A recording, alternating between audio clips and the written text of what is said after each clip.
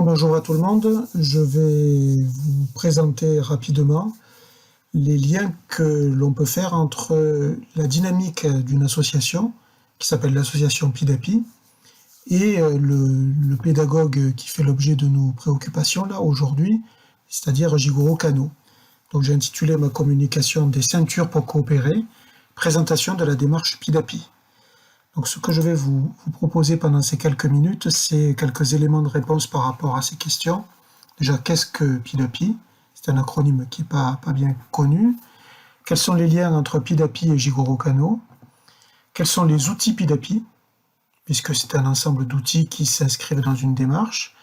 Qu'est-ce qu'une démarche de personnalisation des apprentissages? On essaiera de voir les écarts qu'il y a entre de la personnalisation et de l'individualisation. Quels équilibres entre temps personnel et temps collectif dans les organisations pédagogiques? Et puis je vous montrerai rapidement la bibliographie utilisée. Donc PIDAPI, qu'est-ce que c'est? Alors c'est un acronyme qui signifie Parcours individualisé des apprentissages en pédagogie institutionnelle. Donc c'est une association, loi 1901, à but non lucratif, qui regroupe deux types de collectifs, des enseignants, principalement des enseignants d'écoles primaires ou d'ECPA ou des REA, principalement des enseignants qui se retrouvent en France métropolitaine. On retrouve des utilisateurs dans tous les départements français, on en retrouve aussi dans des établissements français à l'étranger. Donc ça c'est le collectif des utilisateurs, et puis ensuite il y a le collectif des auteurs qui sont une trentaine, principalement des professeurs des écoles, et qui bénévolement font évoluer depuis 20 ans, cette année, l'ensemble de ce matériel.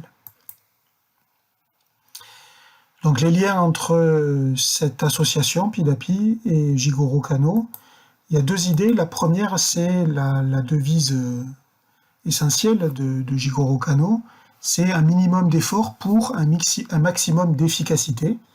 Donc cette devise, elle a été reprise et approfondie par deux pédagogues français, Fernand Houry et René Lafitte, autour de la pédagogie institutionnelle. Fernand Houry ayant introduit dans un cadre scolaire la logique des ceintures de couleurs, de manière à ce que des enfants de motivation, d'intérêt ou de maîtrise différents puissent se rencontrer dans un même espace, une même classe, et que cette hétérogénéité soit considérée comme une richesse plus que comme une contrainte. Et donc René Lafitte, qu'on a eu la chance de connaître parce qu'on était voisins dans le département de l'Hérault, nous expliquait que lorsque une ceinture bleue, par exemple, rencontre une ceinture jaune, ça va être profitable à la ceinture jaune parce qu'il va avoir avec lui quelqu'un qui est fort et qui va pouvoir lui montrer comment maîtriser des gestes un peu difficiles pour lui pour l'instant. Et de manière réciproque, pour la ceinture bleue, ça va être intéressant parce qu'il va falloir qu'il maîtrise davantage ses gestes pour les rendre accessibles à celui qui n'en est pas encore à ce niveau de maîtrise.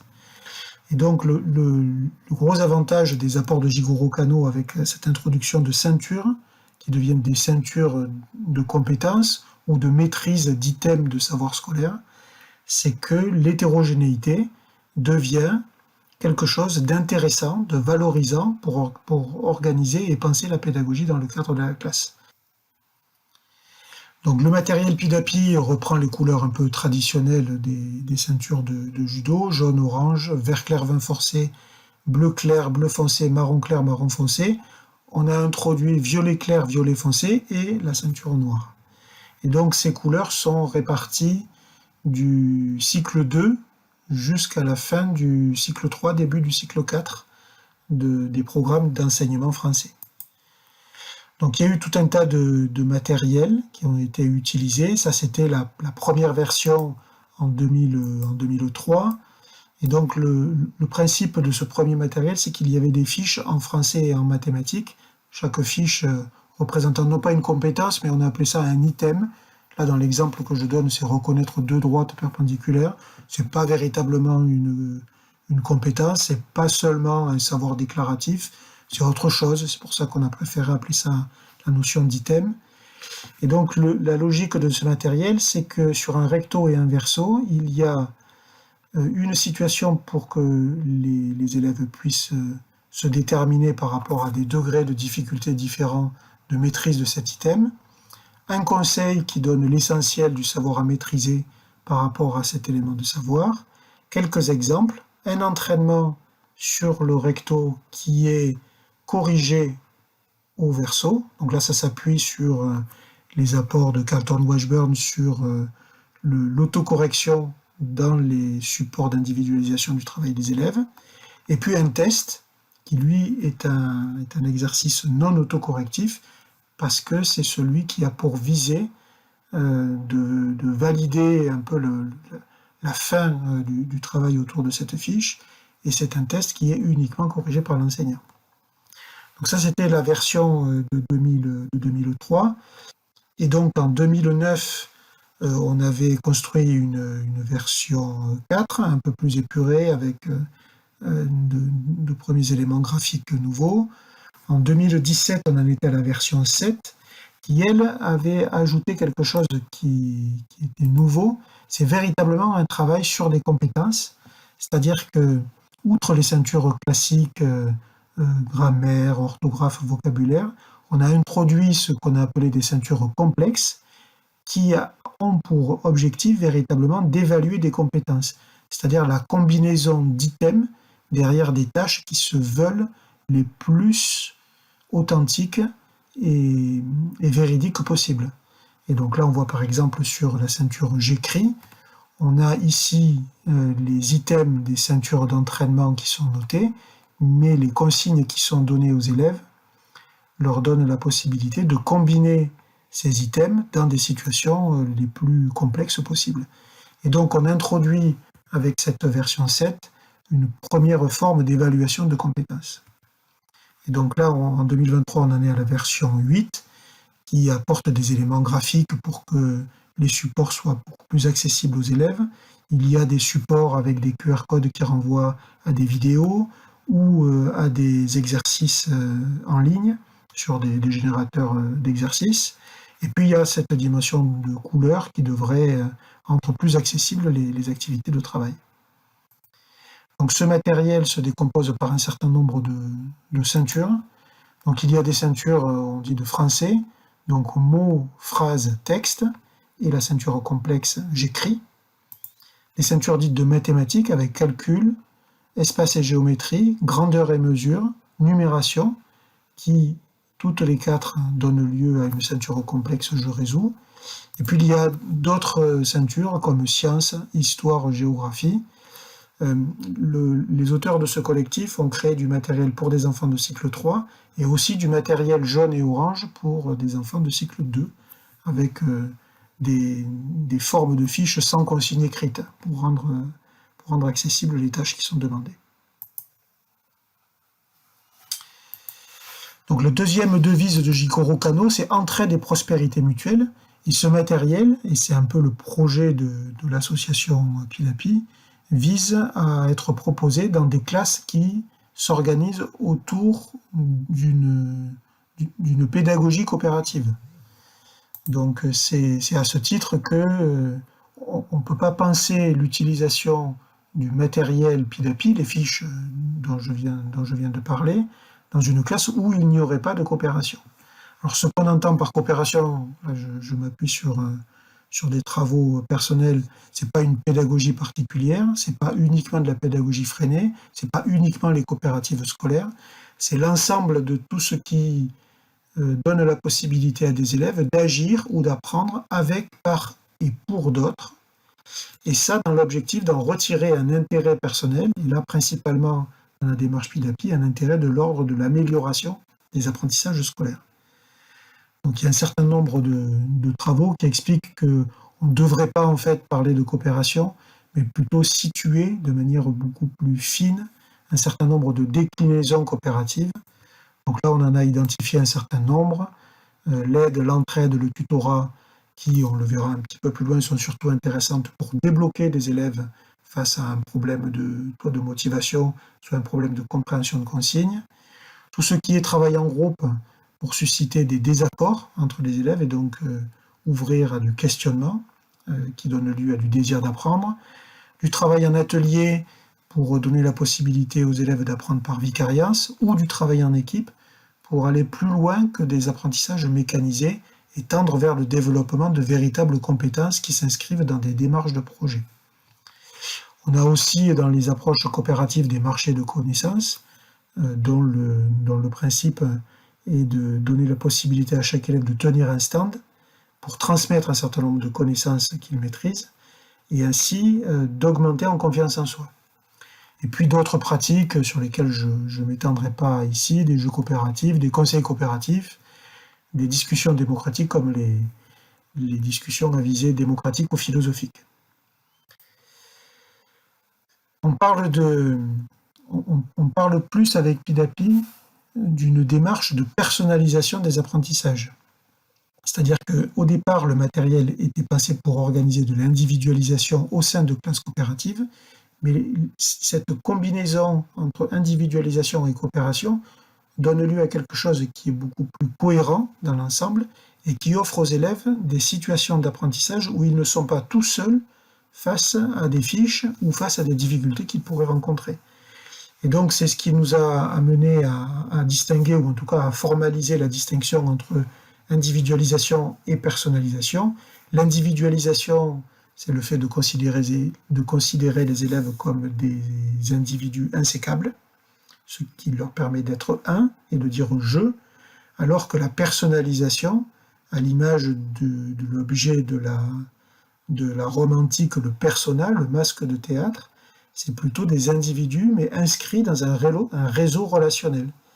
Et donc, lorsqu'on applique ça à de la pédagogie, la personnalisation ajoute aux organisations pédagogiques une dimension sociale qui offre davantage de possibilités aux élèves pour mieux apprendre. Donc ça se traduit par un équilibre. Alors dans les emplois du temps, on le voit bien dans les classes personnalisées parce que c'est un équilibre entre des moments collectifs et puis des moments plus personnels.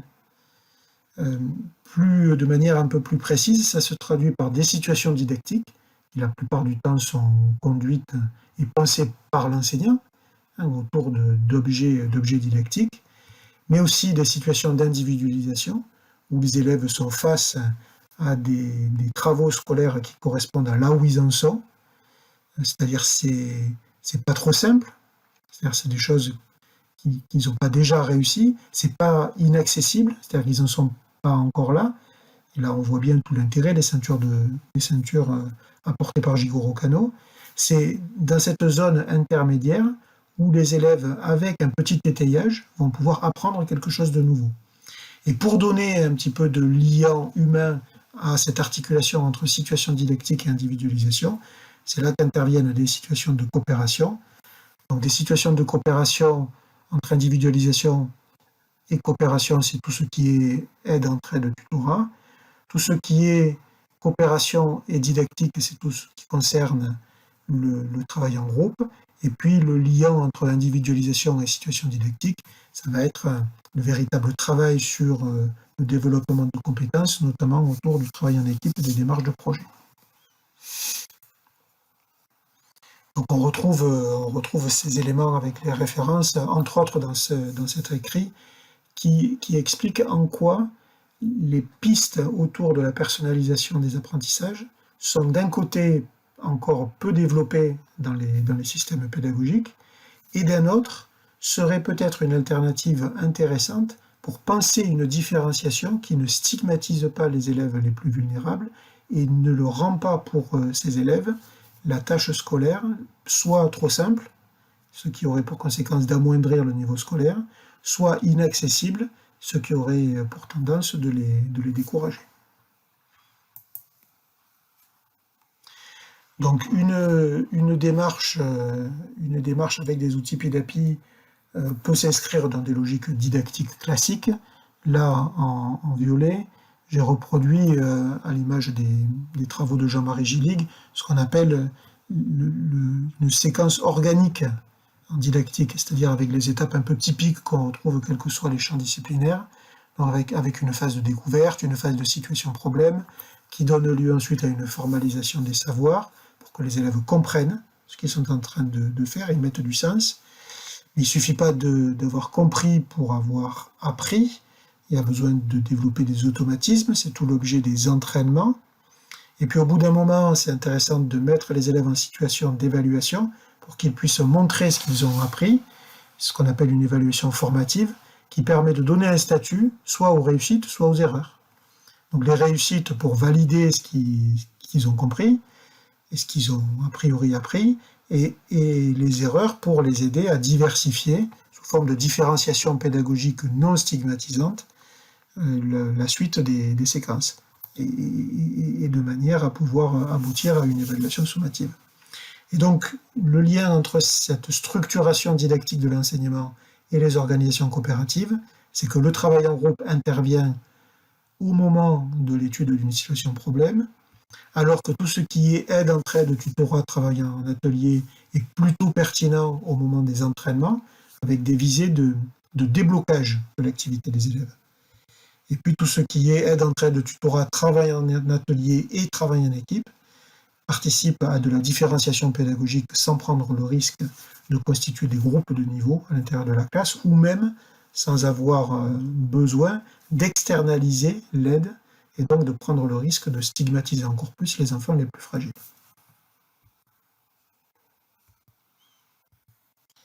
Donc une des évolutions là, du matériel PIDAPI, ça a été d'étendre les outils à autre chose que des fiches d'entraînement pour du plan de travail.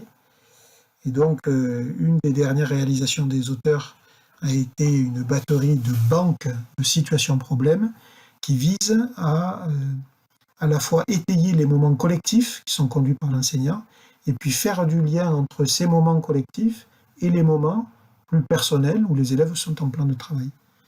Donc, cette banque de situations problèmes, elle sert justement pendant ces moments collectifs et en suivant ce qui a fait l'objet d'un certain nombre de travaux de recherche personnelle, les 9 étapes pour conduire des élèves à de la compréhension de notions ou d'éléments de savoir nouveaux, présentation de la consigne, travail individuel, constitution des groupes, le travail en groupe pour susciter justement des désaccords, et à partir de ces désaccords, de faire remonter encore plus de désaccords, mais à l'échelle du groupe, susciter encore plus d'incertitudes de par la confrontation de tout ce qui est plausible par rapport à la situation problème qui a créé un obstacle dans la classe, et puis présenter les savoirs comme des réponses aux obstacles que les élèves sont en train de rencontrer, avec des explications les plus claires possibles. Jusqu'à donner la possibilité aux élèves de mettre en œuvre immédiatement des essais individuels, ce qui devrait leur donner la possibilité d'avoir une information leur permettant de savoir s'ils ont a priori compris ou a priori pas encore compris. Et puis terminer la séance avec du travail en groupe autour d'une situation problème par un petit bilan pour installer des habitudes de travail le plus rapidement possible dans les années scolaires.